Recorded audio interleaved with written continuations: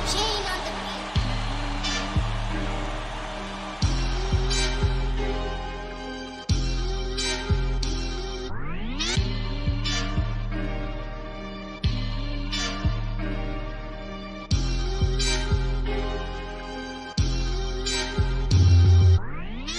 You're listening to the Bear Down Chicago podcast with Logan Bradley, Ryan Dangle, Patrick Sheldon, Brendan Shagrew, and Jack Wright.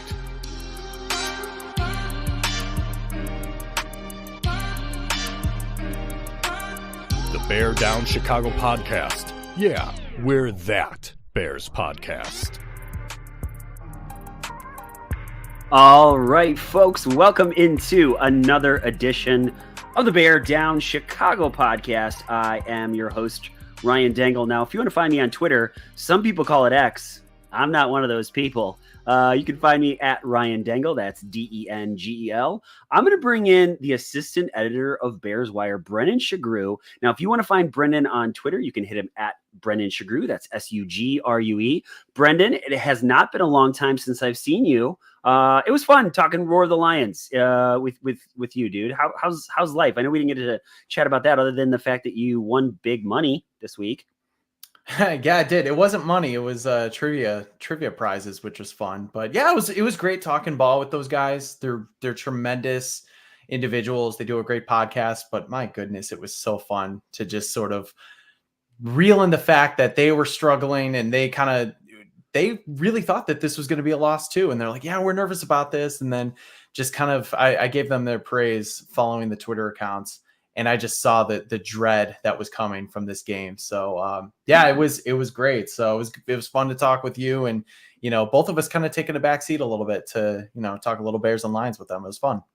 Absolutely, and those they know their stuff so well. Hey, before I forget, let's bring in Jack Wright to the podcast. If you want to hang out with Jack on Twitter, it's at Bear Down Jack, just like it sounds. Hey, buddy, how are you? I'm doing great, man. Tomorrow's going to be a Bears victory Monday. It's going to be so joyful. I love it. I think management gave us the thumbs up that we can wear, Bears gear. So I'm rocking the Fields jersey tomorrow for sure, 100%. What about you? I got to think about what it is that I will curate for tomorrow's Bears victory Monday. I mean, do we want to be like twinning? That's a little nerdy, isn't it? Yeah. No, it's so cute. Nerdy. Do you think it's cute, Brendan? I think that's totes adorbs. Oh, that's perf. Yeah. Hey, somebody can borrow my Bear Santa hat at some point, whoever gets here first. All right. So it's already started. TJ Brooks, sing the song. So Jack, Are you going to sing a little bit for us? Well, I'm not going to sing, but that's what I always, when the Bears score a touchdown, I always post Bears touchdown, play the music, sing the song, and then whatever, GIF I can find. I like the Bill Murray one where he puts the bear down hat on. It's a GIF. It's a GIF. Yeah, that's what I said. GIF. You didn't. You said GIF. I mean, I'm 50. What do you expect, Brendan? Man, so much to talk about there. How about this, Jack? I know we gotta get to something really, really important. I need to get to see my guy Will. It's getting a little too long, but it's near the holidays. Things are a little bit crazy. Brendan, I know you're not close, but I want to pay for your gas to drive out to go see Will. He's so I kind of want to take you as I would never do that because I feel like I'm a better friend than that, but I do kind of want to take you up on that because that would be amazing. You know what we should do? We should seriously line it up where all three, because then the other two guys will just shoot the shit. We'll talk. Actually, I bet all four of us will talk, right? While the other guy's getting his haircut. That would be a blast. I would love it, man. That would be fun. It would be so cool. How about should we thank him, Jack? We should, and that'd be great, right? Because we could go get beverages and so forth afterwards. And during, I know that since we say it every week, maybe it lessens the effect. But especially Will and all the barbers at Sheridan's and at Hensel's are fantastic. Like, for instance, he lined up my beard. Like check the lines. Like, the dude, I mean, he's just excellent at what he does. He's an artist. So you should head there. You should head to Sheridan's Barbershop, located in historic downtown Wheaton, Illinois, which has been serving the community for 69 years. with 6 barbers. They're open 6 days a week, Monday through Saturday. They have appointments available to book online or by phone at your convenience. You can go to Sheridan'sBarbershop.com, or you can call 630-668-0137. And man, does he have Hensel's cooking in Naperville. As I said, I was there this past week, and the chairs are full and people are waiting, but you can get in. All you have to do is go to Hensels.com or HenselsBarber.com and book yours, or you can walk in. It's located in downtown Naperville. It's been open since 1966. That's the cool thing about both these shops, is there's so much history behind them, and they really get into the history of the communities that they're in. Hensel's is open Tuesday through Saturday. So go to Sheridan'sBarbershop.com or go to HenselsBarbershop.com and book your appointment today. Sheridan's and Hensel's, where traditional meets modern. If you go to Hensel's or you go to Sheridan's, please, please, please tell them that the guys of the Bear Down Chicago podcast said hello. I know we would appreciate it, and those guys would appreciate it greatly as well. All right, so there are so many things I want to talk about with this game, but we got to get to Brendan's breakdown. Brendan's got to tell us what happened so that we can talk about this game because, dude, there's a lot to say. And so I think, the obvious thing in the room right now is the fact that we are sans Patrick Sheldon. He just texted me. He's hanging with his boys, his sons right now. And so as it should be, right? Family comes first always. But I know that we all really disagree on this one. And so it's time to get into it. But before we do that, let's hear it, baby. Break it down for us, Brendan. Wake up, everyone, because hibernation season is over. The Chicago Bears returned from their restful slumber that was their bye week for a clash against the Detroit Lions at Soldier Field. And the game might as well have been in the mighty, mighty jungle because the Lions were asleep tonight. The Bears played all the hits early on, but said, DJ, turn it up. DJ, turn it up, as DJ Moore turned it upfield for the first score of the game. Chicago built a 10-0 lead, but the Lions finally woke up and said, hey, Jameer a minute, it gives me my coffee, as they ran to the end zone with the rookie running back to make it 10-6. And Detroit continued the run as Frank Reynolds scored and said, can I offer you an egg during these trying times? Might have been Josh, I can't remember. But it was no longer sunny over Chicago, but things were about to change. The Bears decided to play some Van Halen by making the Lions jump to get a TD to Moore for the 19-13 lead. And the party didn't stop there. Instead of cowering late in the game, Justin Fields channeled his inner Thanos and said, fine, I'll do it myself, scoring to extend the lead. And just when the game looked like it would end in similar fashion as before, the Bears put the nail in the Jared Goffin with an interception to seal it. Bears 28, Lions 13. So, Brendan, I mean this sincerely, dude. I've lost ways in which to tell you how freaking cool I think that is and how good you are at that. Man, there's just so many. I want to jump into it. That play, I texted you guys. I tweeted about it. It's making the guys jump off sides and then chucking it deep to DJ Moore for a tutty. It was like, because I think I have PTSD from Aaron Rodgers doing that so many times to us that, like, watching it happen to someone other than us, Bears, I was like, wait, this is a good thing. And there was a touchdown that was scored. I'm so happy to talk about it. Like, I still don't like Matt Eberflus, and there's bad stuff to talk about, but that play was fun, boys. It was really, really fun. Dude, that was the turning point of the game. I mean, it really was. They were tied. It was a 4th down. They weren't going to snap the ball. We all saw it. It was one of those just, hey, classic, let's try to make them jump. And if they don't, we're going to punt it away and live to fight another down. But the fact that everyone had the wherewithal, like Lucas Patrick, shout out to him for actually snapping the ball, because how many times have we seen that happen where a guy jumps, but nobody does anything in time and the refs blow it dead? But the fact that they were able to do something right away, Justin Fields finding DJ Moore right away for that deep ball, it just really turning point of the game, a veteran play, and something that maybe Fields hasn't done the hard count too much, or at least gotten guys to jump. But yeah, we have not seen a play like that, or even if we have in years past, it's just usually like a 10-yard play to get the first down. Like, that was a huge, huge moment. That was turning point of the game easily. And I just can't can't say enough how happy I am and how thrilled I am for every single person on that unit to doing their job to make it happen. It was a great play there. Like, I mean, it was one of those like jump out of your seat, both fists in the air, like, let's go, like some F-bombs dropped, happy F-bombs for a change, but still F-bombs dropped. And it's kind of great. Every time I drop an F-bomb while watching the game, I think my dog Cooper thinks that I'm yelling at him. So he like comes over, sits on my lap, and he's like, "Are you okay, bro?" And I'm like, "It's okay. I'm happy." That's besides the point. But Bears finished. You're right about like it being the turning point. And then the cherry on top was the fact that I remember sitting there when it was 13-13 thinking this would be a lot of fun to watch if it weren't the Bears and we didn't know about the history.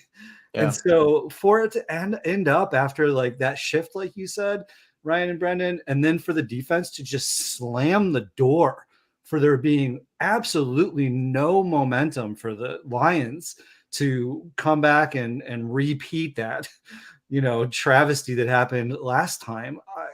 And the offense did what they needed to do. Guys, Bears finished 2 weeks in a row. People were really frustrated early in the year about them not finishing. They finished 2 weeks in a row.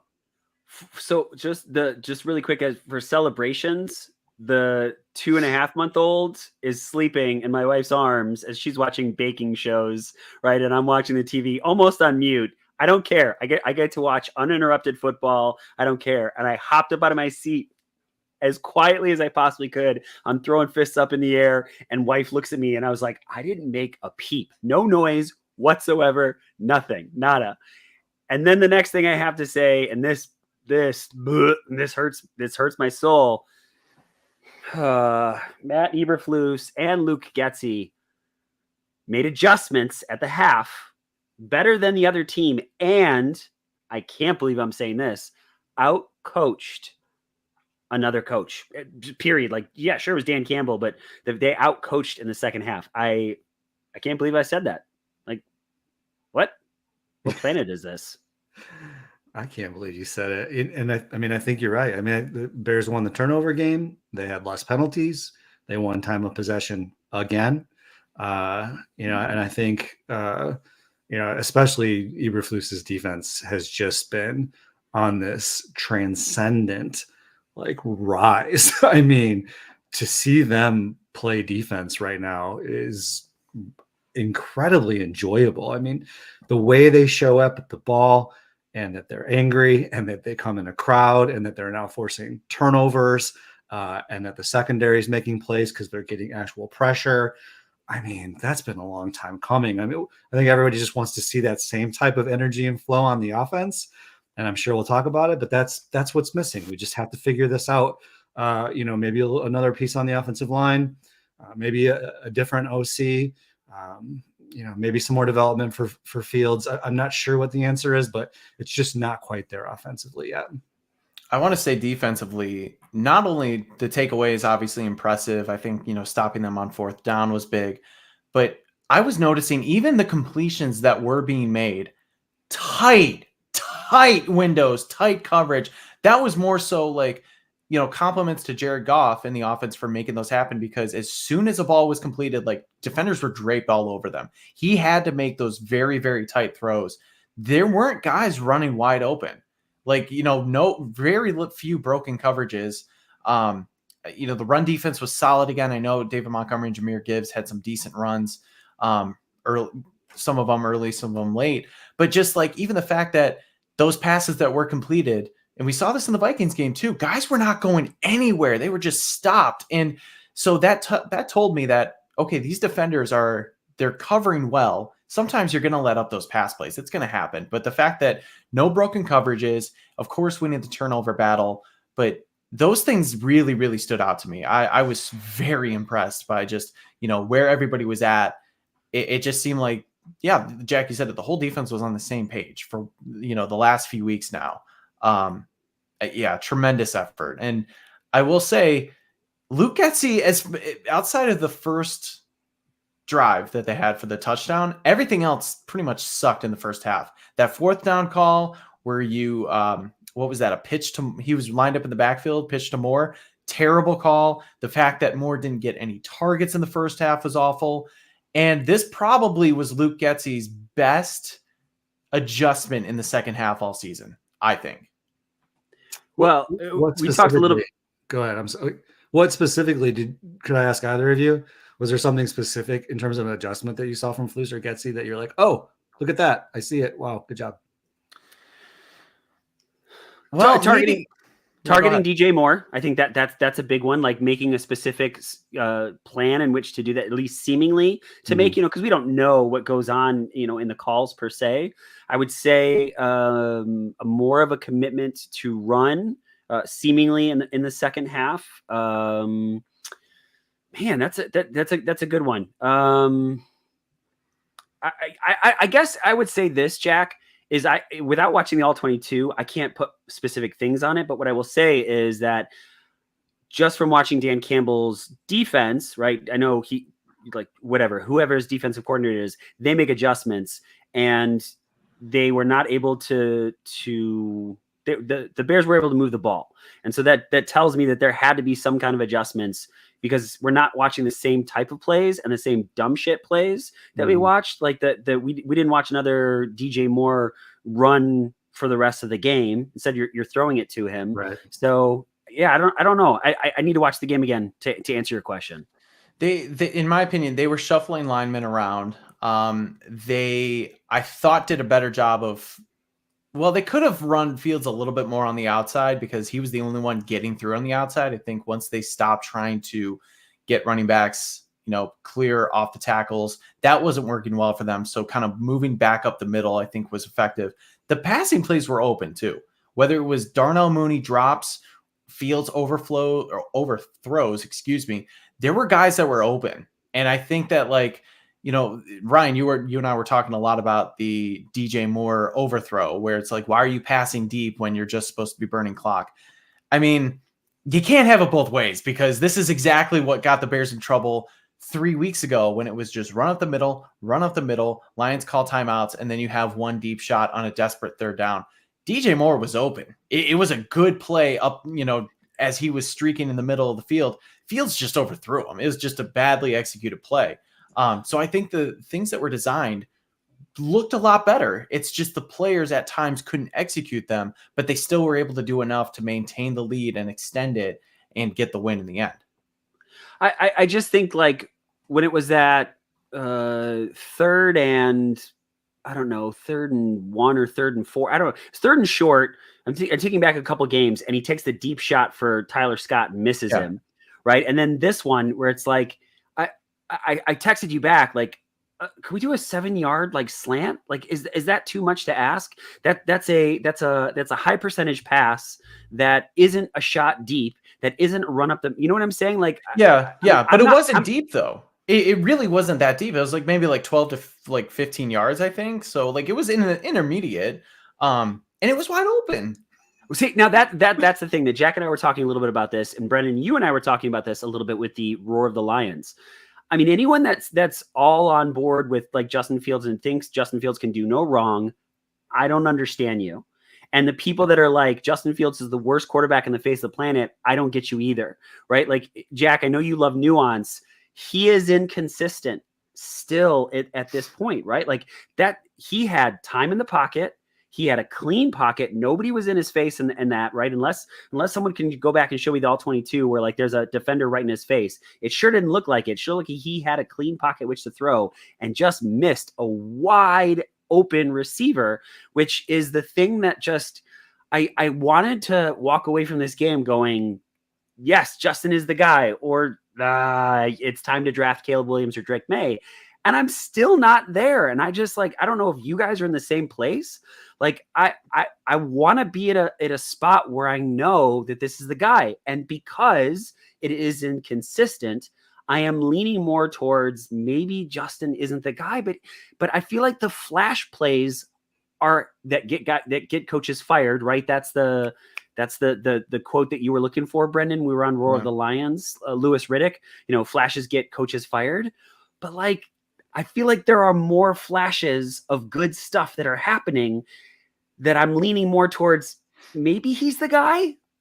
Possibly. Am I crazy?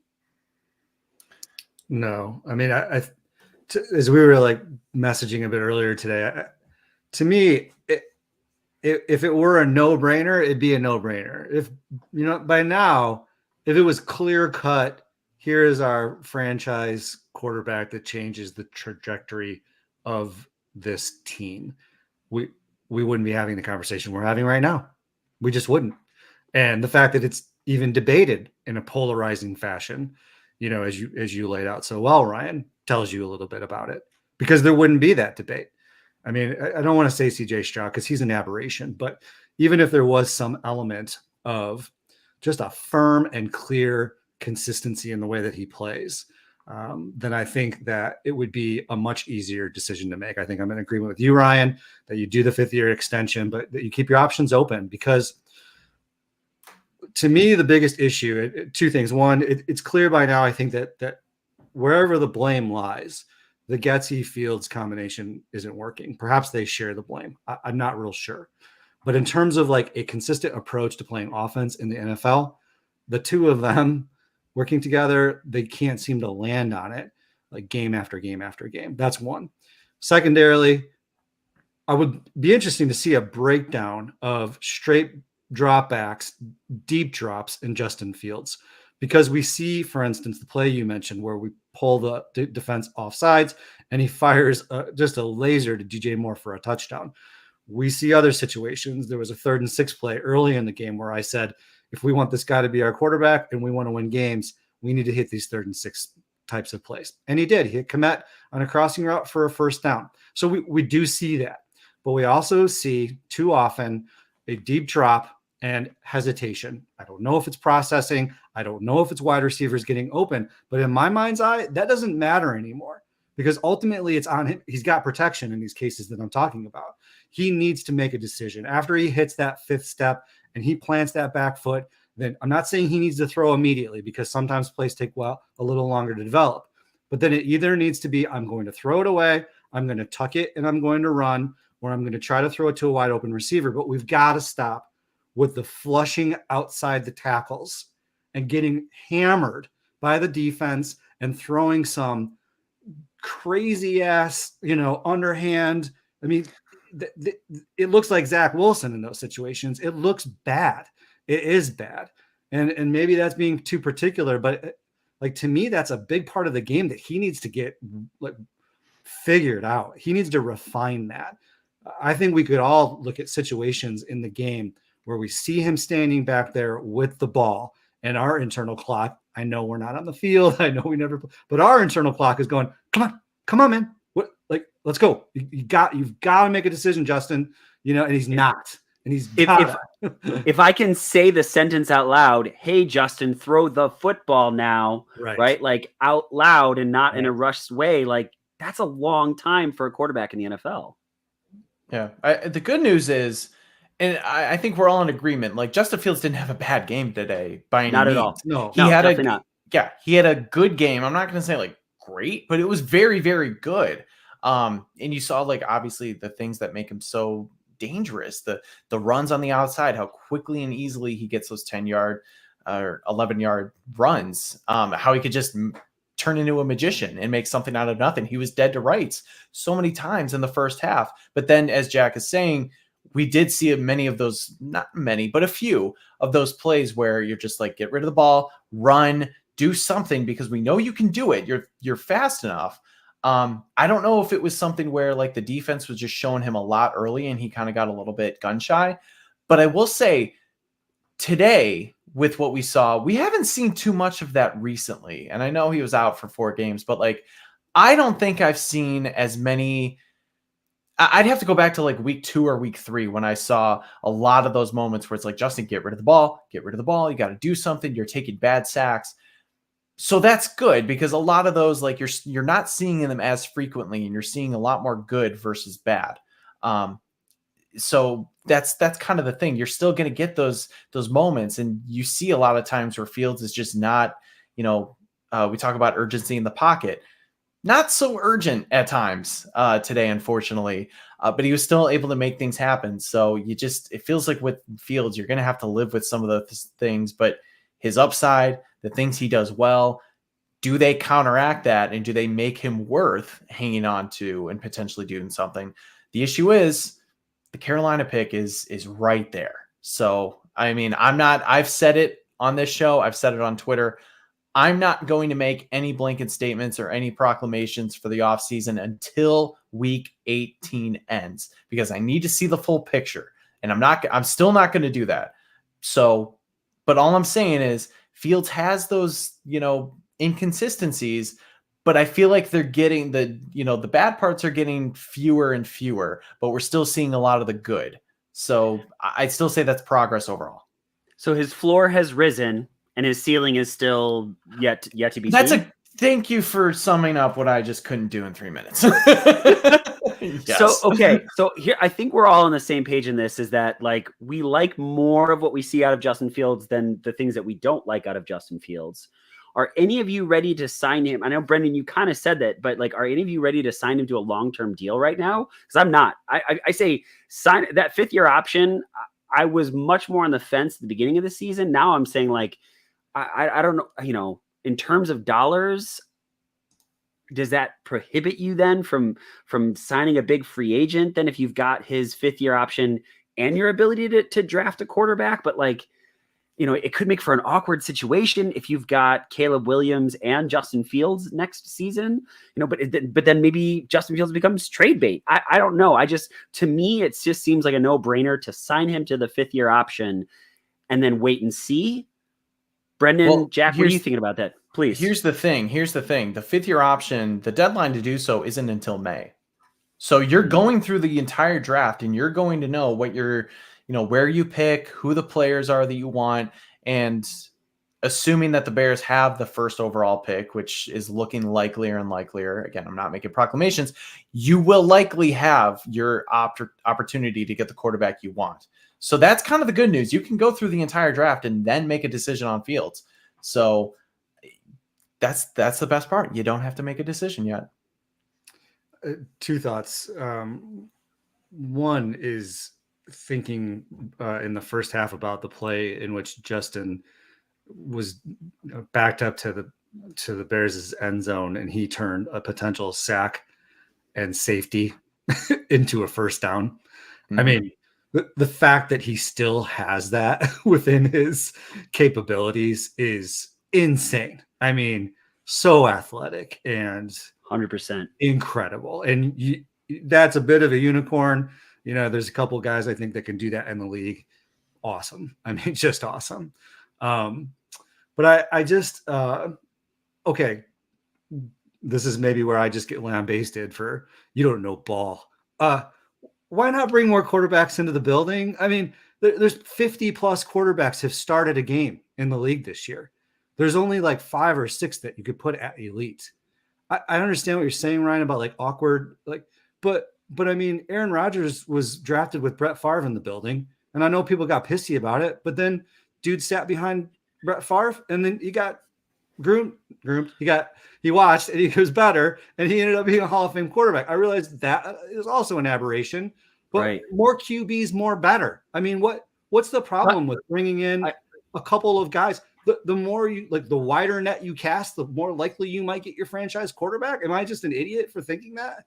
The only thing I'll say to that is, if you're picking at 1 and 4, do you know what I mean? Like, you could get Marvin Harrison Jr. and a stud left tackle. You know what I mean? Like, you could get a lot. Now, if you decide to take one of those picks and trade down, and then, you're now at 15, 16, 20 or something, and you have a guy that you still think is a 1st or 2nd round talent at quarterback, Jack, then I'm totally with you, dude.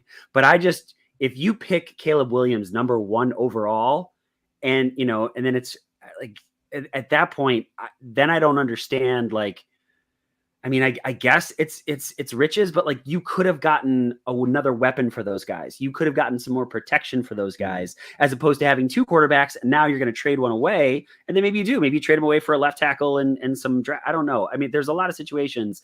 I see what you're saying, but I wouldn't do that per se. You could do the Chargers like Drew Brees and Phillip Rivers too. That's yeah. I mean, I don't understand fully. I mean, I guess I do, and maybe I am a little like old school or not completely, understanding the vibe in this situation. But I still, I mean, you're sending you draft Caleb Wilson, so then you're automatically sending a message to Justin Fields that he's not the guy. Why? Like, talk in the building. I mean, Poles seems to be able to do a pretty good job of talking to players and like I think developing this organization in the right direction. I mean, win the job, win the job, Justin, win the job, Caleb.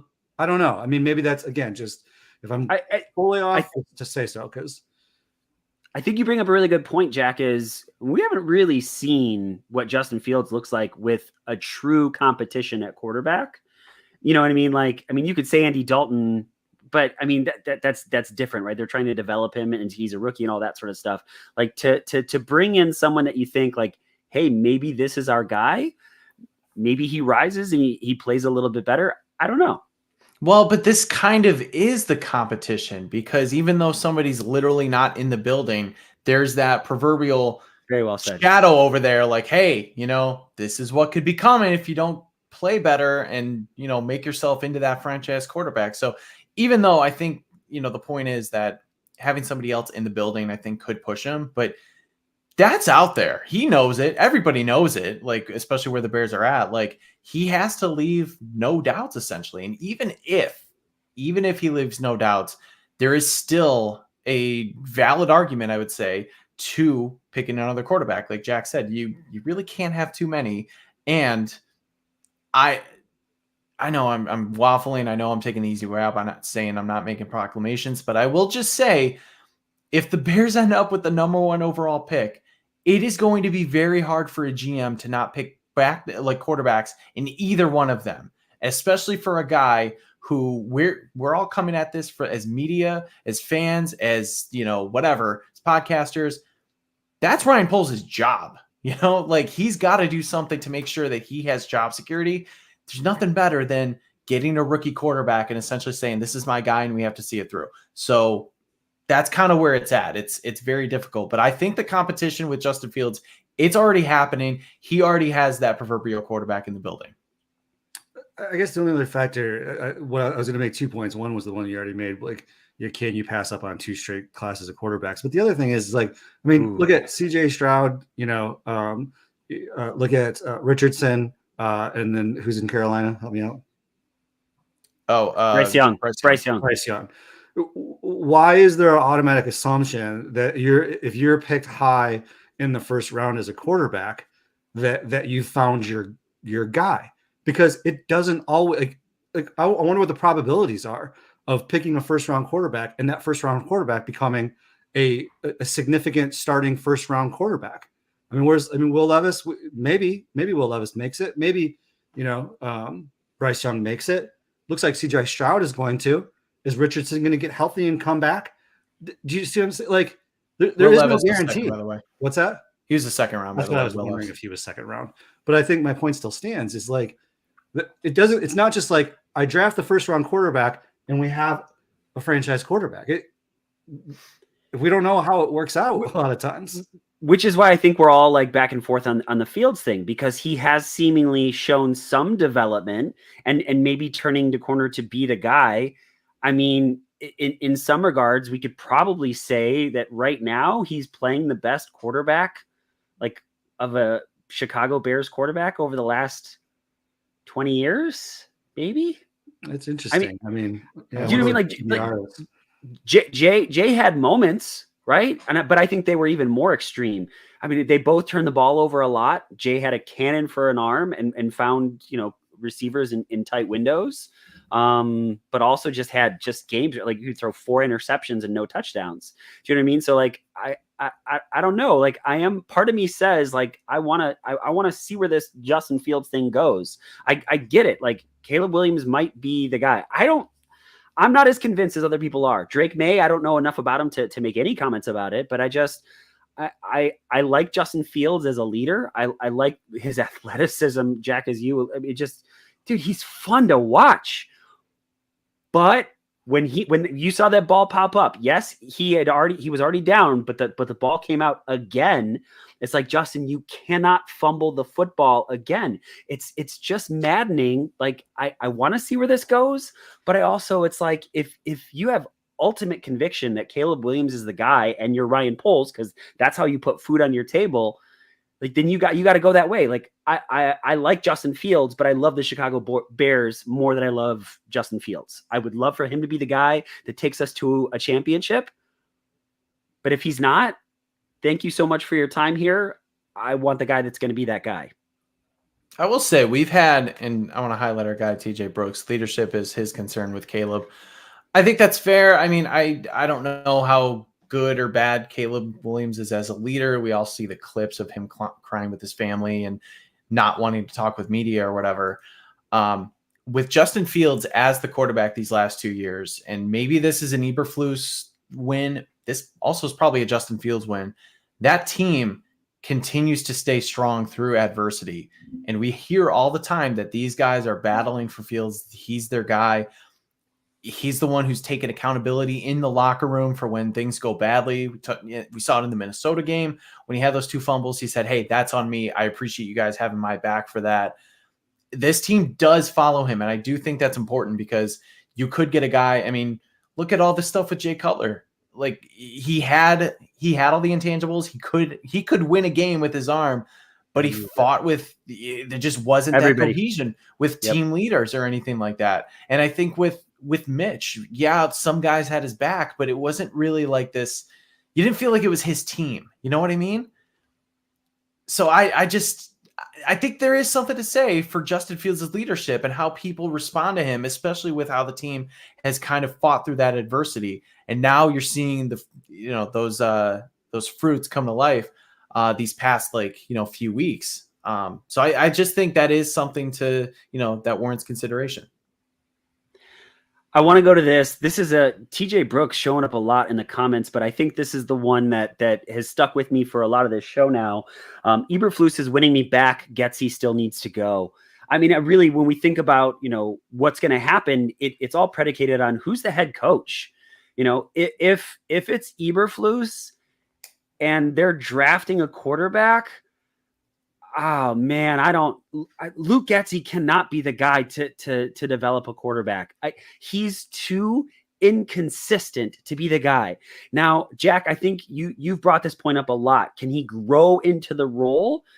Maybe, but I don't want someone to grow into the process of developing a quarterback. I want a guy that knows how to do it. That's, if you're going to get that first overall pick, and if it's, either way, like, I just don't see how Luke Getsy is the guy.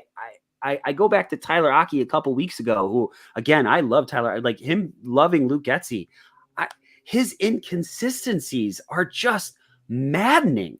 So Shells was texting us in the group thread. It was Bears are somewhere inside the 10, maybe, and Fields goes back to drop back. It's one of the ones where we had to settle for a field goal, and it was like all go routes of all your receivers.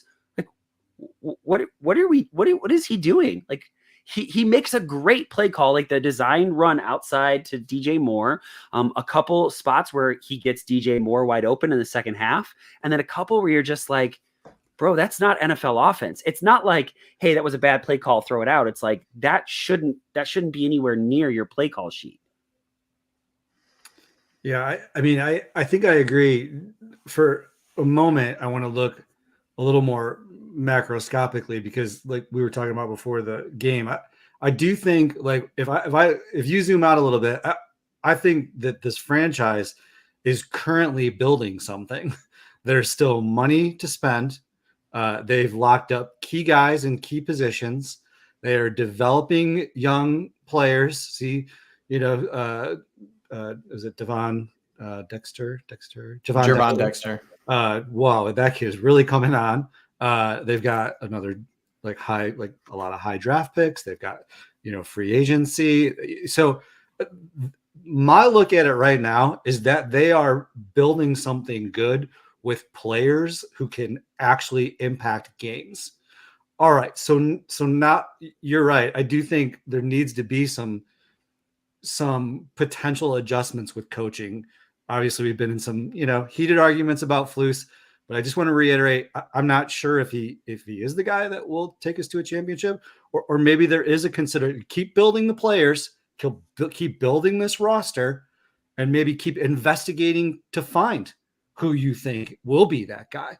Again, similar to the Chicago Cubs, placeholder, and then Madden to win the World Series. I think that happens in great sports towns, with great sports teams, with championship teams. So if that needs to be the case, then that's fine. I agree with you about Getsy. I think we're at a point now where we've seen his inconsistencies long enough that, at some point your actions speak so loud that, I can't hear what you're saying anymore. As we said earlier, he doesn't seem to have a sense, right? Brendan, you mentioned that 4th and 1 call. There's probably like 3 to 4 times in a game where some sort of a play like that should be called. And it's all about the timing and the place on the field, down in distance, catching the defense off guard. And bottom line, he just doesn't have a sense for that. He doesn't have a sense for those 3 to 4 instances in which you do call those plays and when you don't call those plays. And then on the flip side, he doesn't have a good sense for curating a second half offensive scheme that buries a team like Detroit a little while ago, like Minnesota, even like Detroit today. He's just shown he doesn't have a knack for that, ultimately, in my opinion. I will say, to play devil's advocate, how many screen passes did we see today? We didn't see many. We saw one, I think, really poorly called tunnel screen after a turnover at the 20 going in, and it was just a debacle. But you are correct. There were less. So my point is, and this is a very low bar, Luke Getsy's not an idiot. Could do the Matt Nagy. I know we need to run the ball more. I'm not an idiot. Yeah. But I defended last week or 2 weeks ago to an extent, knowing that Minnesota likes to throw a bunch of blitzes. You have to get the ball out early. Okay, try some screens, but not adjusting was the thing that killed them. This week, they knew Equanimeous St. Brown wasn't going to be there. They knew going after, I think there was some talks. I think there were some reports that came out that, hey, Matt Eberflus and Ryan Poles maybe talked to Luke Getsy and said, hey, we can't do this anymore. We have to push the ball downfield a little bit. We can't rely on the horizontal game as much as we did. And he adjusted. And we talked about the second half. He called a much better second half. I think a lot of those plays that were missed were more so on the players themselves, not on the actual calls. Mm-hmm. So I still don't think he's the long-term guy. But I'm glad to know that at the very least, he can make those key adjustments, not make the same mistake twice now, and actually curate an offense for the defense that he's going against. It just feels like he is able to do that. He just doesn't. He either overcorrects it or just doesn't take the next step after the defense shows them what they're going to do. But today, I think he did. So I'll give him his credit there. Luke Getsy and Matt Eberflus outcoached Ben Johnson and Dan Campbell today. Like, I think, Ryan, you said it before, like they outcoached them, but you got to give him credit for that. Absolutely. But inconsistency, that's the thing. I don't think any of us have said that Luke Getsy hasn't had a good game or that he hasn't called good stuff. None of us are saying that, right? It's the absolute and utter inconsistency of it, right? Like he was abysmally awful, terrible, no good last week. And then he was pretty good. I mean, a couple plays that make you just go, what the hell are you doing? Right. But and that's the thing, Brendan, if it was all bad, right? Like everyone would know, like, and this guy would be gone for sure. But the inconsistency part of it, right? So next week against Cleveland, is he going to do some dumb shit that gets Fields like hurt again or stalls out the offense? Like, I kind of think that he will. Like, first drive, like, credit where credit is due. Both him and Flus came to play. Like, those dudes did their homework. They had 2 weeks to do it, so they should have done it, right? And they'd already seen that team before, so you give credit where credit is due, right? But then he stalls out again. Was that second quarter, like, really, really bad offense. And then he calls some great stuff in the second half. So, like, Brendan, I totally agree with you, and I love that you're playing devil's advocate, but I think the inconsistency of this play caller tells you that this isn't the guy, right? Because as Jack and I were talking in the beginning, before the show, before we started recording, I don't know. Like, Fields could be better than I think because Luke Getsy's so damn inconsistent. I mean, he also might be a little bit worse. I don't know that either, but I'm just saying, like, I I need to see something significantly more out of him, and I haven't seen it. So something's got to change, and I think it has to be Luke Getsy. Yeah, maybe I'm just forgiving, or at least I'm happy that the mistakes that were made in the previous game did not show up again in this game. That's progress to me. And if you look around the league, like, watch other games closely. So many things can be second guessed, and so many. We all do this. We zero in on the Bears specifically, and it's like, well, other teams don't have this problem. Yeah, they do. Like, no play caller is going to have a perfect game, and I'm just forgiving the fact that I'll say 75% or maybe 80% of Luke Getsy's play calling today was good. Definitely things we would change, but I think if you go across the NFL, you're going to say the same thing, or for some of those offenses that do really well, like, yeah, 75, 80%, like, that's where we want to be. And then there's other teams where it's much, much worse. But I'm trying to, like, look at it from a macro level across the league, because I saw a lot of improvement today. That's all I'm going to say. He is inconsistent. You're absolutely right. And it's kind of like Justin Fields.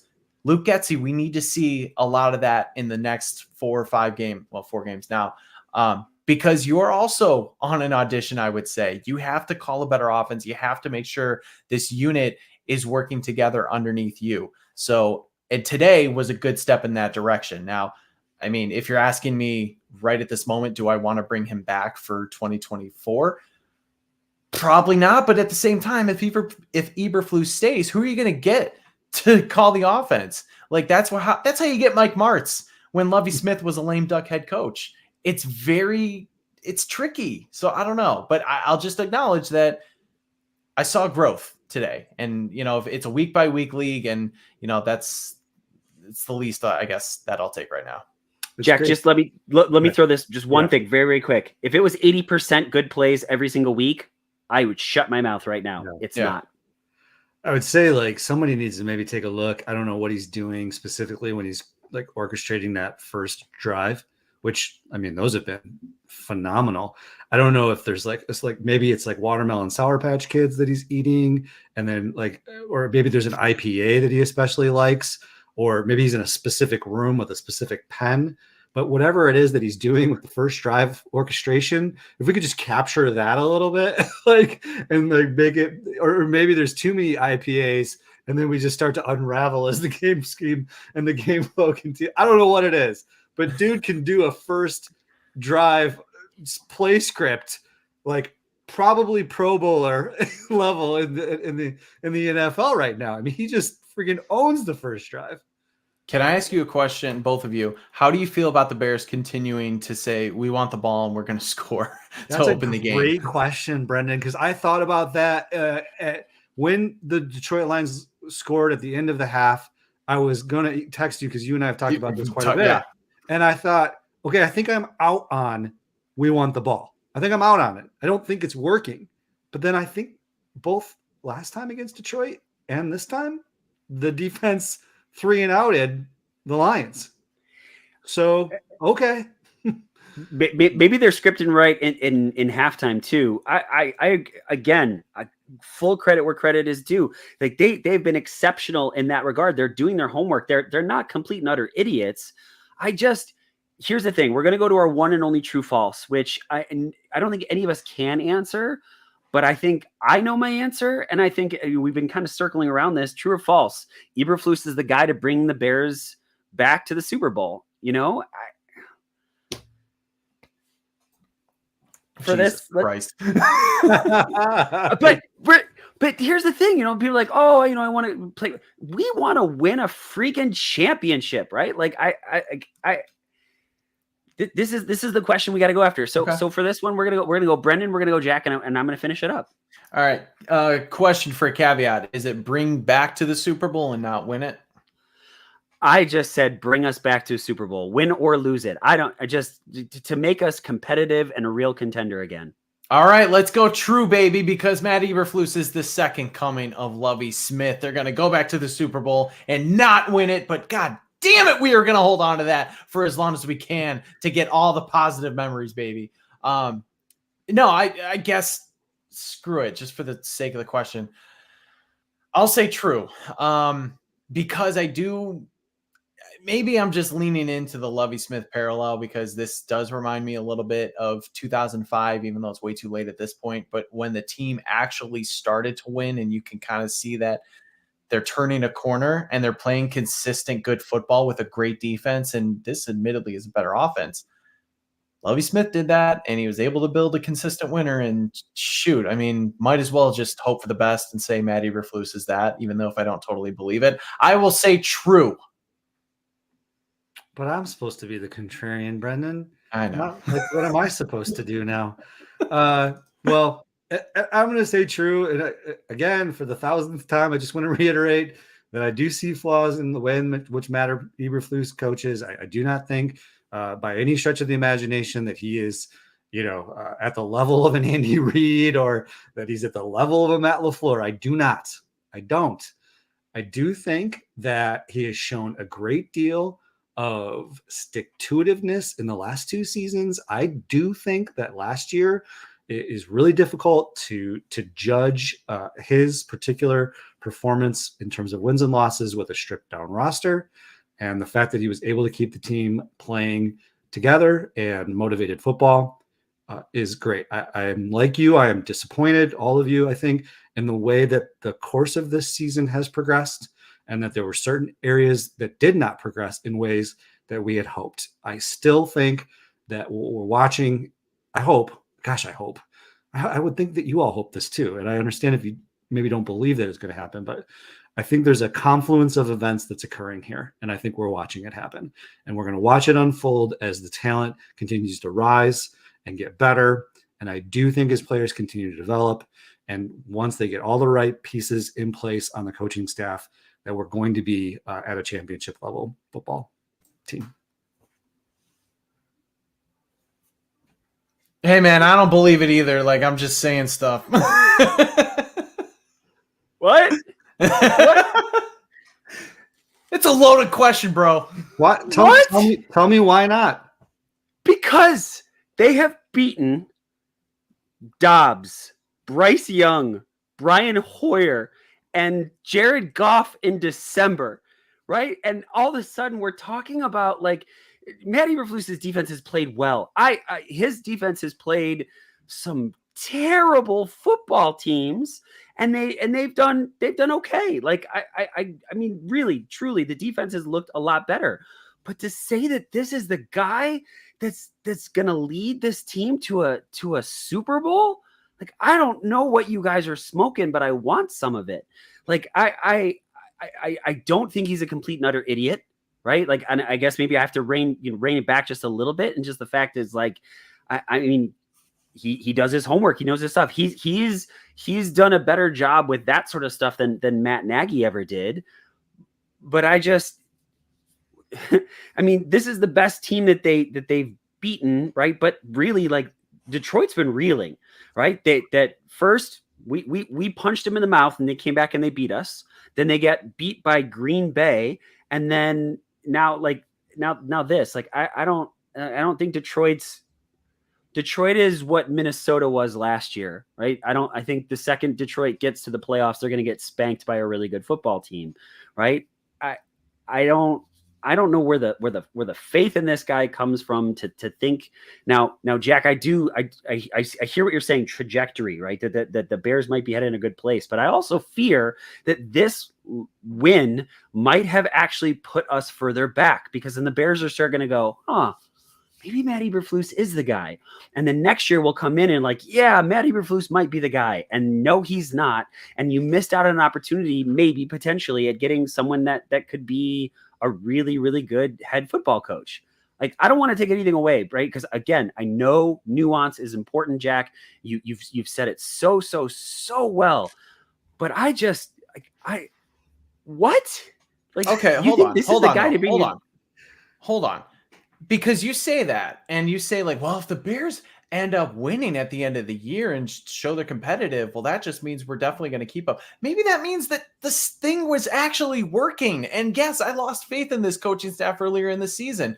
And I will happily eat my words if Matt Eberflus and Ryan Poles and all of them show a lot of us that we were just stupid or just didn't believe in the process.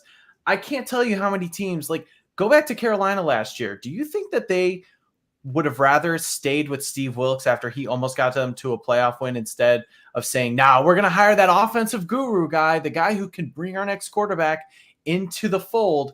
And now they're sitting at 1-12. Or the Raiders with Rich Bisaccia. He comes in, they maintain, and they're able to get into a wild card round, even though they lost.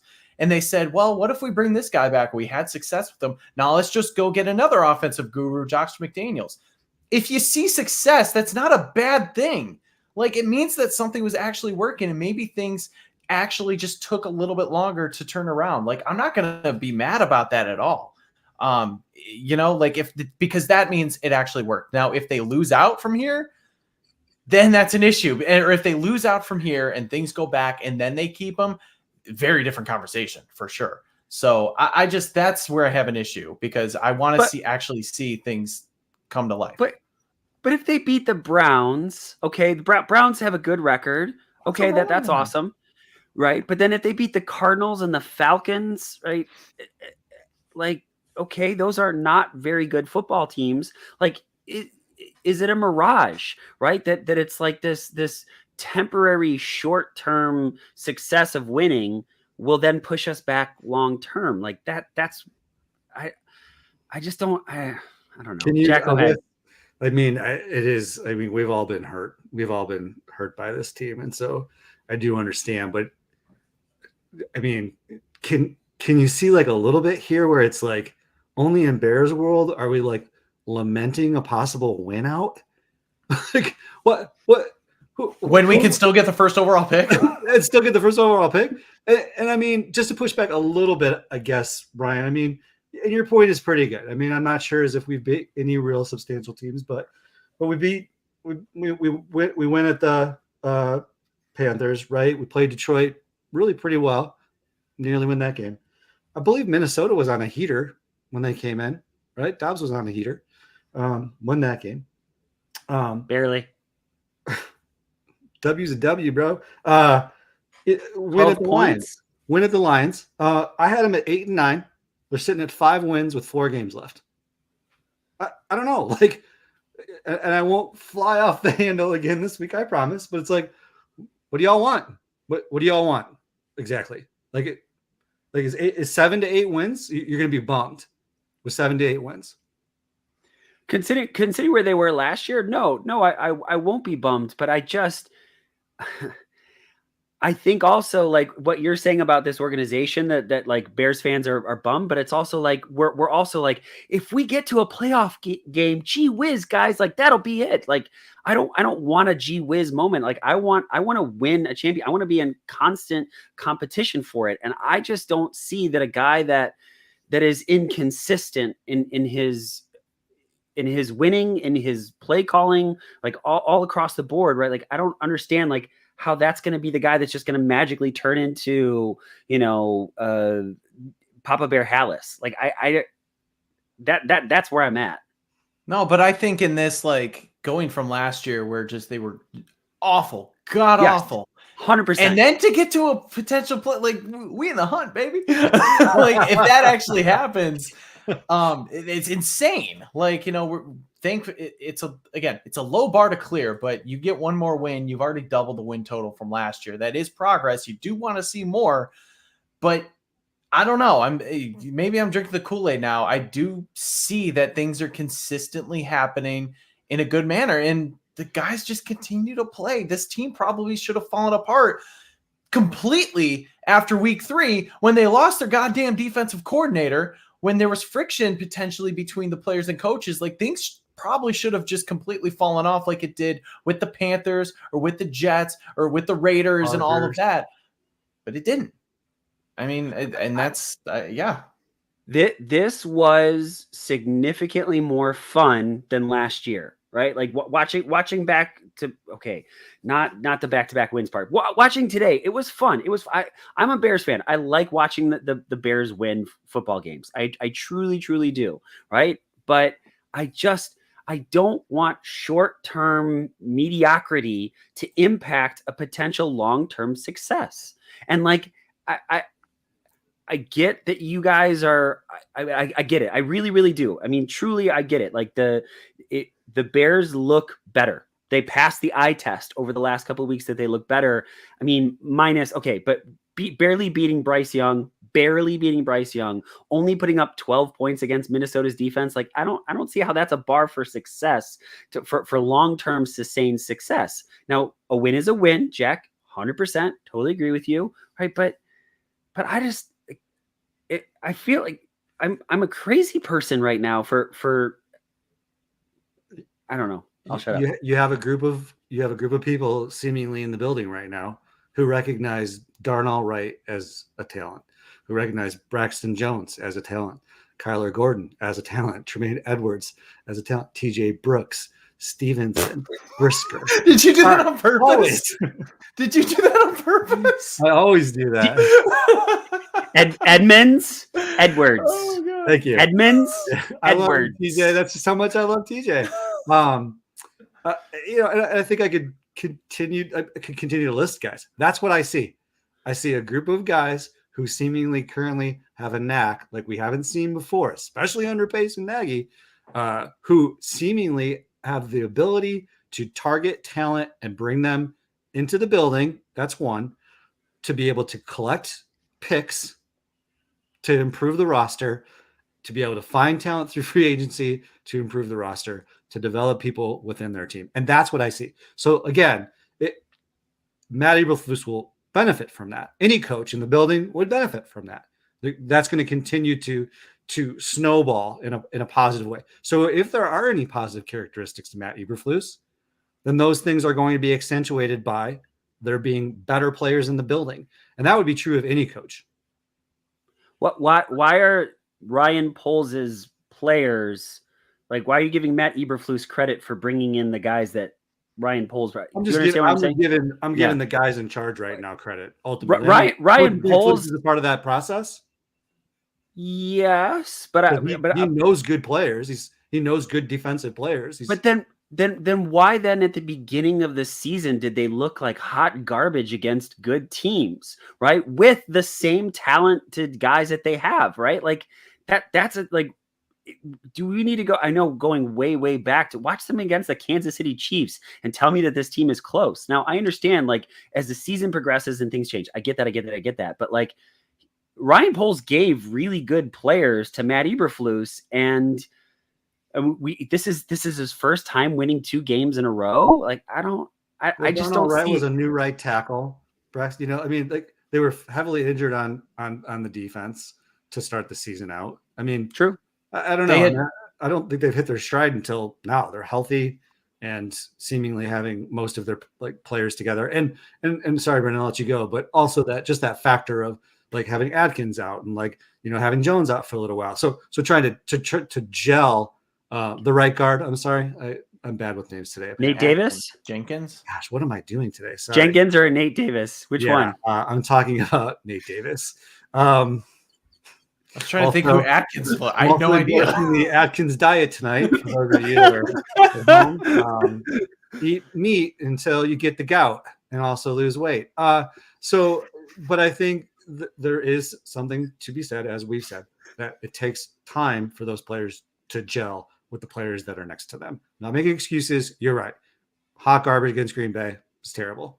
But I mean, as Brendan has been saying, there has been clearly progress in the right direction. I just don't want to watch this team get our hopes up and then get another crushing loss to Green Bay at the end of the season. You know what, Ryan, if they do, then that's an indictment on the coaching staff. Yeah. You can't play well against your biggest rival. And that's in a different conversation. I think that's very, there's still the season to be played. I'm sorry, I didn't mean to interrupt. It's just, I think that is something that will weigh heavily with this, especially ownership. They say they take Green Bay games more seriously than others. Yeah. And then Go ahead. Sorry, I keep interrupting. Nope, we're good. We're good. Please, Brendan, go. I was just gonna say with the Kansas City game, that was right during the turmoil too, like with Alan Williams. Yeah, I saw somebody tweet, and it's true, but like you don't know what Alan Williams did, but it's like, damn it, couldn't someone have gone through his phone back in July? I mean, really, because like his shit was not good against the Packers. Obviously, they were in turmoil against the Buccaneers, and then the Chiefs, because right before the Chiefs, that's when everything went down with his dismissal and all those rumors and everything like that. It was one of the worst weeks in Bears history. So once he got through those first few weeks, then the team overall played much better football, even if the wins weren't there. So yeah, it at least progressed there. But I understand the Green Bay loss is the one that is the most inexcusable, because you had time. You knew it was the opponent for a long time. You couldn't let Jordan Love look the way he did, and you couldn't come out flat as he did. I hate to say this. I think I was right. Jordan Love looks like a good quarterback right now. That hurts my heart to say that. Like, truly hurts my heart to say that. And, man, Matt LaFleur, if Justin Fields was in that offense, like, does he look like a total world beater at this point? Like, man, the Packers just have a great process for developing quarterbacks. They have a great, a very good head coach and a very good offensive play caller. And we don't. The guys who wanted Matt Eberflus fired earlier in the season are the dumbest fans I've ever seen. Packers fans wanted Matt Eberflus fired. Oh, you mean LaFleur? Did I say Eberflus? Jesus Christ. Yeah, I get it too. I was like, it's my fault. I'm doing it to you. Matt LaFleur. I'm doing it to you too. All right, hold on. I'm going to do push-ups. Just for all of you audio only listeners, Brendan Shagru is actually doing push-ups right now. If that's the penalty for mispronouncing and misnaming people, I'm going to be the most ripped freaking podcast host in the country. Atkins. I was like, who's Atkins? Does he play in San Diego? Does he play in San Diego? Oh, poor Jack. Okay. Boys, be nice to your elders. In the discourse, I think that is so important. No one wants to sit and watch a podcast where everybody agrees with everything, and I love that we're willing to listen to the other ones. So yeah. I just want to put this out here. Matt Vander Zanden, you guys are under the influence tonight. I'm not even having beers tonight. That's crazy. Say, usually I am. There's we're back to the beers for clarity. Yeah. So all right. So boys, is it okay if we get back to talking about the game? I know we got to do a little outhouse penthouse. There are some things that I for sure definitely want to talk about, as I'm sure you guys want to talk about. Is that all right? Yes. Let's do two. Time to go to the outhouse and the penthouse. Now, folks, the outhouse and the penthouse is brought to you by our guy, Jeff Cadwallader. Now, he's been working so hard since the beginning of the year to expand his real estate services to now include commercial properties. Folks, he has been absolutely, utterly killing it. Doesn't matter if you're a business owner, a homeowner, investor, if you're looking to buy or sell or lease commercial or residential properties, Jeff is your guy. He's our guy. Please give him a call. Give him a text, 630-254-4734. Visit GenevaJeff.com. Jeff Cadwallader with SVN Landmark. He is the absolute and utter best. If you're even thinking about it, just like, I don't know, maybe start doing research, just text Jeff. He will send you in the right direction. Absolutely no pressure whatsoever. He is your guy. And if you do talk to Jeff, let him know the guys of the Bear Down Chicago podcast say hello. All right. So since the Bears won, oof. All right, Brendan, how about, can we do, okay, you want to do double, do you want to do double penthouse? You want to do double penthouse? All right, fine, we will, but we got to snake order that draft. So we're going to go Brendan, Jack, me, and then we'll go right back around. We'll do another penthouse, and then we'll do the outhouse. All right, so Brendan, be nice. Who's your penthouse? I will be nice. So this is, my penthouse goes to Phil Snow. For those who don't know, Phil Snow is the defensive coach, or I guess assistant, that the Bears hired 9 weeks ago, after Alan Williams was out. This dude has done a phenomenal job. And I'm going to read some stats per Warren Sharp, where he tweeted out yesterday, what is happening in Chicago over the last 8 weeks? This was before this week, of course. Bears pass D ranks first in interceptions, second in yards per allowed. Chicago's run D ranks number 1 in success rate and number 2 in yards per carry. And that again happened today where there were interceptions, low pass totals, low run totals. Phil Snow is the Bears' legal version of Connor Stallions. He is helping this defense on like every single week, advanced scouting. It has been a huge boost to Matt Eberflus. And we're giving Matt Eberflus a ton of credit. So I want to make sure Phil Snow gets his flowers too, because I think that's played a big role in what this defense has been able to accomplish. So Phil Snow deserves to be in the penthouse. That is a great, I mean, that's a great callback. It's rather obscure, but you're exactly right. That was a huge juncture. Lose the DC, gain Phil Snow. That's been clearly evident. Hey, Jaquan Brisker today, 17 tackles and 2 pass deflections. Ball out, bro. Brisker's in my penthouse, no doubt about it. Montez Sweat.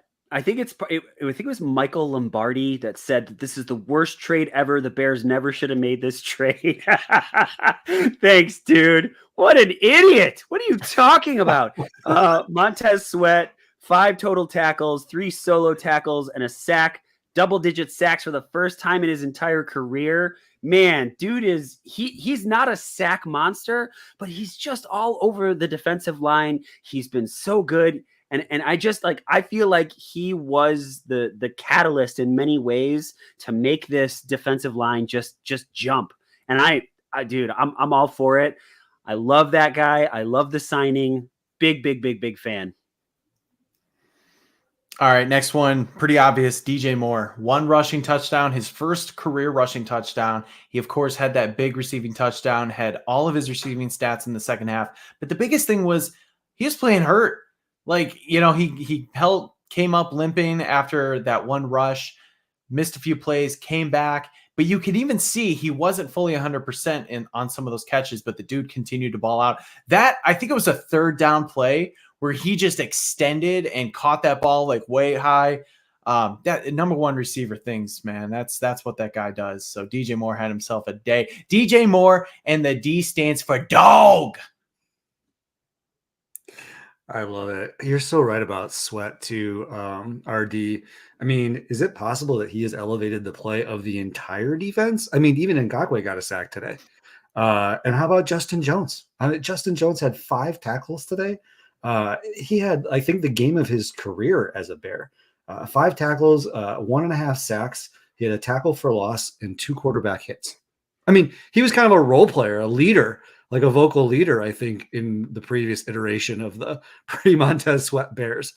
And now we've got guys making plays. And that is just so fun to watch. So Justin Jones is also sharing a spot right next to Brisker with the Champagne in the penthouse. Shells, if you're watching, good. I like it. Cole freaking Kmet. Dude, I don't care what you say. I am stoked that dude is on my team. So on the season now has 548 yards and 5 tutties. He's not going to be the guy that's going to juke you out of your shoes and run for 80 yards. He doesn't have elite speed, but he does just about everything well. He's a decent blocker. He's able to shift just a little bit. He's gotten better as a receiver. So for this game, 5 receptions, 66 yards. That's 13.2 a pop. I'm a Cole Kmet fan, and I'm so glad that they signed the hometown kid to an extension. If you ask a lot of teams, they would love to have Cole Kmet on their football team. All right, so boys, time to head out to the. I almost want to make myself go first to go to the outhouse because I know who Jack wants, and just to steal him, but I won't. I won't do that. Let's say the same order. Let's go out to the outhouse, boys. Boy, this is tough. I am gonna go. Stick on the receiver train. I'll go Darnell Mooney. Darnell Mooney and Justin Fields just cannot get on the same page. He had a couple drops today. Just seemed like he was short arming balls. I I don't know. It really sucks because he should be that prototypical wide receiver too. You would think that he would have elevated clearly into that role after Chase Claypool left, but it's pretty much just been DJ Moore, Cole Kmet, and then way down below, like he's technically the third option, but it feels like the fourth or fifth is Darnell Mooney. So that sucks to see because you thought you were going to get more, especially him going into a contract year. I think I'm just gonna like slot this guy in for the rest of the season. Honestly, I mean, it will truly be addition by subtraction. I'll just read the tweet that I posted today because it's so glaringly obvious. Thank you, Ryan, for not stealing this because I feel strongly about it. At the snap, Eddie Jackson never in position nor in a stance. Terrible angles against the run and the pass. Not trustworthy on his deep ball responsibilities. Always a tick late on a run play. Seldom tackles like a pro. He's a spectator at best. It's embarrassing. He is now a glaringly weak link on a legitimate defense. And then I like underneath there, just like play by play by play of illegal block in the back. Now you're not only not helping, you're hurting the team. Blatantly missed terrible body tackle over the middle of the field on a wide receiver reception. Pathetic effort on the goal line. I mean, can he tackle? I mean, honestly, can he tackle? I mean, I suppose I've heard some people give him some credit as kind of being like the captain of the safeties. Perhaps he is good in meetings and in recognizing what the offense is putting out there and then adjusting the on the field, coverages. I don't know, perhaps. But in terms of play on the field, especially with Brisker balling out the way that he did, I mean, it's embarrassingly, glaringly obvious how bad Eddie Jackson is right now. I'm not sure why they continue to start him, much less play him. Jack, you would have been so proud. Brendan and I on Roar of the Lions are good buddies at the Roar of the Lions. Matt, their host, just love that guy. Absolutely love that guy.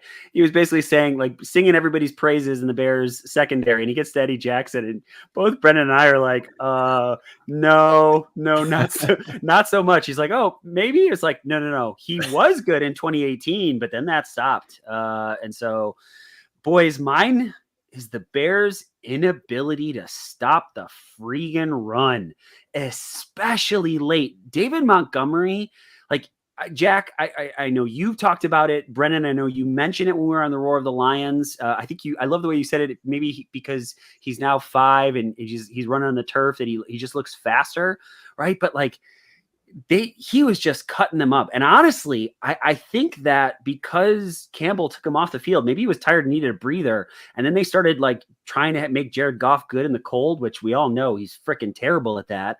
The Lions offense stalled again. Like, why wouldn't you just keep running it with David Montgomery? 6.6 a pop, boys, right?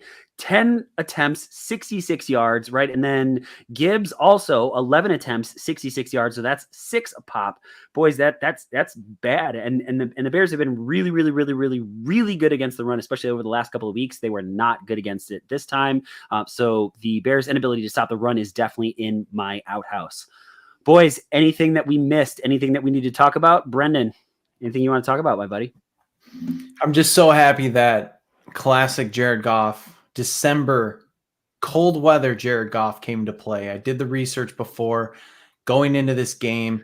He had a 56% completion percentage. He only had 9 touchdowns to 9 interceptions and 1,996 yards in 9 career regular season games in cold climate situations in December or later. And he showed up again, baby. He had multiple turnovers, was not sharp, and I just had a feeling that this was where the Bears were going to get him again. So that was just awesome to see. Yeah, I think the other thing is just, I can't remember. I'd have to go back and just double check on like how many times the Bears scored in the second half off takeaways, but they didn't do it in the first half. That was one of my issues. They had 5 takeaways in just the last 2 games and scored 3 points off them. So that continued to need to be better. I got to look at the box score to double check if they actually did get something off. Hold on. Hold on. Stall.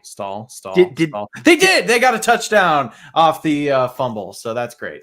Okay. So they did better, but in the first half, going back to the Minnesota game, that was an issue. So I'm glad to see that they were actually able to do something in the second half. Jack, just really quick, 6 interceptions of Jared Goff in 2 games, right? Are my numbers right? It's 5 or 6. Either way. Not bad. That's bad, bro. For a guy that wasn't coughing up the football. Goof. Yeah, he can't handle our Bears, I guess, you know? Okay, I'm not going to try to do what I did last time and stir the pot to make a 2-hour show. So Good. you can just quickly true or false on this. We don't have to go into it. True or false, Velus Jones Jr. contributes more to the Chicago Bears than Tyler Scott. False. False. I mean, he more than no. They equaled each other in terms of catches, and in the return game, he did nothing. He did absolutely nothing. He Today. drew a pass interference call because somebody hit him beforehand, but I think it was hilarious that they even hit him because he probably was going to drop it. Yeah, false. Sorry, Jack. Tyler Scott had a great catch and run in the game too. Okay. No, come on, stir it, baby. Stir that pot, baby. Come on. No. Last time I had to stay up late to edit the pod and put it out for our audio-only listeners, and then I had to wake up a couple times with the babies just so Jack could yell and scream his points, which he's been right about. That's fine. Sometimes you're right, Jack. Sometimes you're really wrong, right? But is there anything else, Jack? Jack, please. That's is it. There anything else? That's all I've got. I just thought it was interesting to consider. That's it. 4th most penalized team in the league coming into this week, and they actually looked a lot better in that. So I got to give credit to those guys. Can the NFL referees please, when Justin Fields gets hit in the head, I don't care if he's a runner, I don't care if he's a passer, I don't care what it is, call a freaking penalty. Right. And Matt Eberflus not screaming at the officials. The Chicago Bears will pay your fines, right, dude? Because you're going to get fined by the NFL by talking shit about the refs and saying that they need to do their effing job. Right. That dude is going to have his career cut short because people keep hitting him in the head. It happened at least twice at the first play of the freaking game, and they don't call it. Like, stop it. Protect Justin Fields, protect your quarterback, get out there and say something and really get angry about it, right? You know, the Chicago Bears will back you up. They'll pay the penalties, the fines that you're going to get because you're going to get them and it doesn't matter, right? Protect Justin Fields. I'm so sick of watching it. And is it Anzalone, the linebacker number 34 or 32 for the Lions? Anzalone. Thank you. Right. I was close. It wasn't Atkins, right? It was close. It was close. Right. And so he even has this like, oh, I didn't do it. Yes, you did. You hit him in the head first. Right. And now it may have not been an intentional way, but stop hitting him in the head. Sorry, I got lit up there. Jalen Johnson needs to get paid. He wants to get paid. He is proving it. Jalen Johnson, I sincerely hope it's with the Bears because dude never had these kind of numbers. When he's on the field, the Bears secondary is stellar. And I think that's it, boys. I think that's all I got that I missed. Anything else that we need to talk about before we get to shout outs, boys? You look like Patrick Mahomes going after the refs there. Ooh, that was feisty. Yeah, you guys can't come after me. I won this ball. What's going on? Yo, it's the NFL quarterback. Like people, I couldn't watch it because he just sounds so much like Kermit the Frog. It's okay. His wide receivers are bad, but you can't say Matt Nagy doesn't have a hand in that offense stalling out a little bit. I mean, you can't. I've also heard some folks saying like that the only reason they won their Super Bowl was basically because there was a penalty that was called at the end of the game, right, against the Eagles.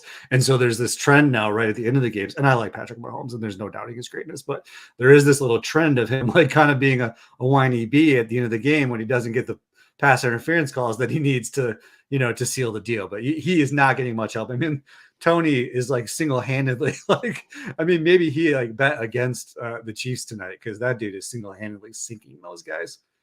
I'm here. I just love that one so much. I'm here. If there's anybody listening, if you ever just want to make Ryan Dangle laugh like just a little school kid, just send him the TikTok of somebody doing the Kermit the frog voice for Patrick Mahomes. I'm here. Yeah. I'm here.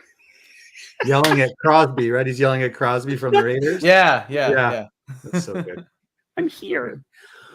Whew. Okay, boys, time to get to shout outs. Let's go. Brendan, Jack, and I will finish it up. Shout outs, boys.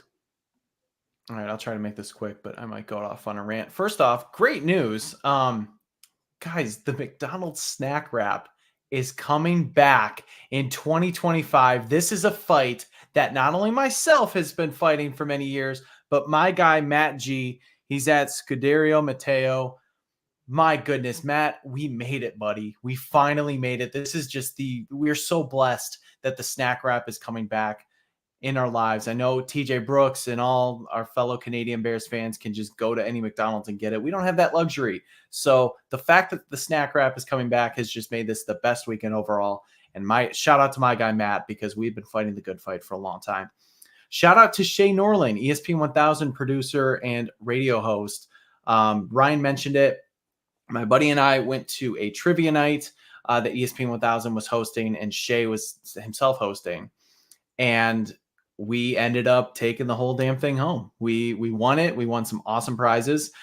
Shay himself, he said, I write all the questions, so this is a lot of work. So I wanted to shout him out specifically for not only hosting and making a fun event, but just actually doing all the work and putting the time and effort into it. I'm not going to go into the details, but we pretty much nailed almost every question. We went into overtime against another team, and we had to do the how many days since the Patriots' last playoff win has it been, because they were playing on Thursday night, and we ended up getting it. So it was a drama-filled night, but it was awesome. So shout out to him and ESPN 1000. And I'm just going to do a blanket shout out here. It's not a good one, but I'm just going to do a blanket shout out to all the pieces of shit aggregator accounts that continue to spread misinformation for NFL stuff. Shame on you. I'm sick of your bullshit, and I'm sick of seeing your crap in my feeds. I can only mute so many of you so many times. I'm not going to list them because you can go and find it. But for God's sake, stop making something out of nothing when a reporter does a mailbag and shares his opinion. Or let's say you're making up bullshit numbers about college players that are coming out and maybe they're going to stay because they're going to get $30 million in NIL money.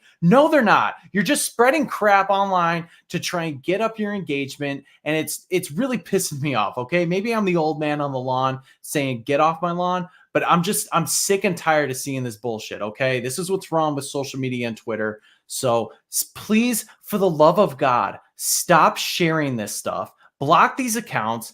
And this is, I understand you see stuff online, you want to react to it, but please do your research, because these guys are just farming for engagement. They don't get the actual story. And as somebody who tries to write and give credit to people, because I aggregate too for Bears Wire, it happens. Just do your research, okay? Because these accounts are bullshit, and I'm sick of seeing it on my timeline. So shout out to you. Just get. I'm not going to swear. GTFO, okay? Just a really quick. I love it. I'm sick of it. I'm really pissed off. I'm sick of it. I'm just going to say. I know. Brendan, you can go and mute yourself for a second. For everybody that watches this show, that listens to us, that dude works his ass off. I thought I loved the Bears more than anybody, and then I met Brendan Shagru. That dude is relentless in what he does, and watching him get lit up about this, I think he has every right in which to do it. Brendan, we love the shit out of you, dude, and we're just so immensely proud that you are part of this show, and the stuff that you write, I continually just have to sit back and go, wow, Brendan, you are so good at what you do. So that's not even my shout out, but it is a shout out now. I'll tell you what, you make Brendan mad, you make us all mad. So I invite all of those people that he was referencing, I invite you to have sex with yourself, because we're mad at you. And I would like to shout out all the viewers that are watching us, all the people that have interacted with us in the chat today. Y'all standing on business. That's what you're doing. Matt, Heidi, TJ Edwards Brooks, the Bot Brothers, our friends, Patrick Burns and Mike Pearson, YGK, Adam Ish, Connor Wright. That's also my son. So shout out to all of y'all. We really appreciate you being on board with us tonight. Shout out to our guy, Patrick Sheldon. Shells and I got into it a little bit last time. You may have saw that we were in a heated argument about the Bears. I don't know. Go figure. But Patrick does such a great job on his Twitter account. He's one of the sharpest dudes I know when it comes to football and baseball. And we love having Patrick on the show. We miss him here tonight. Shout out to you, Patrick. Go Bears. That's well said, Shells. It's never the same when he's not around. And we wish you were here, buddy. But hanging out with your boys is a better way to spend your Sunday night. So the first one goes out to Mike Gus. Mike and I don't always agree with each other, but I think he is really smart. He knows football, and I think there are times where he just put me in one of his threads, and I just am reading it and just going, yep, check. So Mike Gus, it's been too long, buddy. Hope you and your family are doing well. Steve Collins, Matt, and the rest of the crew at the Roar of the Lions. I love talking football with those guys. They really know their stuff, and they're really good dudes. And I just, I don't know what else you can ask for in a podcast crew. So shout out to them. And shout out to all of you. Truly, we get to talk Bears, win or lose, and we have people to hang out with and people that listen to our stuff. Heidi Zimmerman, this is really cool. We found out that we had a connection that I never knew. So we know someone in common, right? That I encounter at my job, and it blew my mind. So we're shooting messages back and forth, and it's like, how is this in Acapulco, Mexico, right? And in Chicagoland, how is this possible that we know someone in common, that their families know each other incredibly well? It just goes to show that Bears fans are amazing. They're amazing people. And we're truly thankful for all of you that are willing to listen, to engage, even if we disagree, right? And sometimes I would even say, especially when we disagree, right? I think that's something that we really enjoy a lot. And so we're so thankful for you. You can help us out. You can hit like, you can hit subscribe, you can share the podcast with a friend, you can hit us with a 5-star review. It really helps to widen our audience because we love hanging out with all of you guys. And the more people that we're hanging out with, the better it's going to be. There's a lot of places you get your Bears content, and we are just so thankful that you've chosen to hang out with the Bear Down Chicago podcast. For all of us, that's Logan Bradley. He still works here, kind of. Patrick Sheldon, Brendan Shagrew, Jack Wright. I'm Ryan Dangle. Folks, truly, truly, truly, thank you so very, very much for hanging out with us. And as always, Bear Down Chicago.